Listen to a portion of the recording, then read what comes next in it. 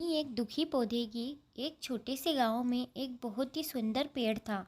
वह पेड़ अपनी ऊंचाई, हरी भरी पत्तियों और सुंदर फूलों से लोगों को आकर्षित करता था।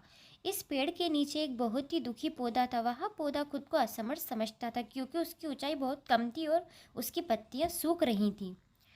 उसके दुखी रहने का एक और कारण ये था कि वो हमेशा अपनी तुलना उस ऊंचे पेड़ से करता था और परिणाम स्वरूप अपने आप को और भी दुर्लभ महसूस करता था।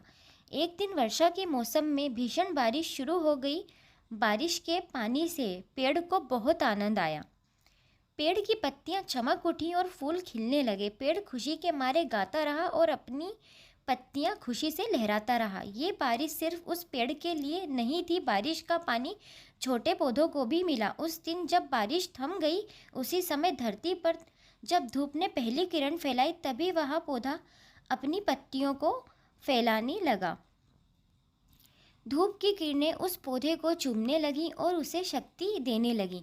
उस पौधे को अचानक एहसास हुआ कि वह खुद को कम आंक रहा था, जबकि वो अपने आप को थोड़ी मेहनत कर बलवान बना सकता है। वह पौधा खुद को ऊंचा करने के लिए अपनी ऊर्जा का उपयोग करने लगा। धूप की मदद से उस पौधे ने अपनी ऊंचाई बढ़ाने के लिए कठिनाइयों का सामना किया और अपने आप को सशक्त बनाया।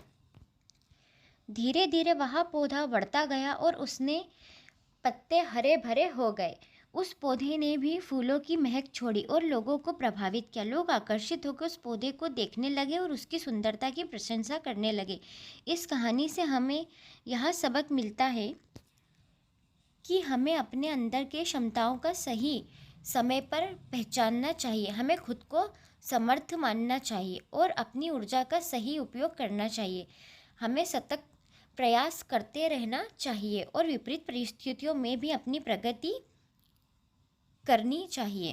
इस प्रकार हम सभी अपनी सफलता को प्राप्त कर सकते हैं और अपार प्रगति कर सकते हैं।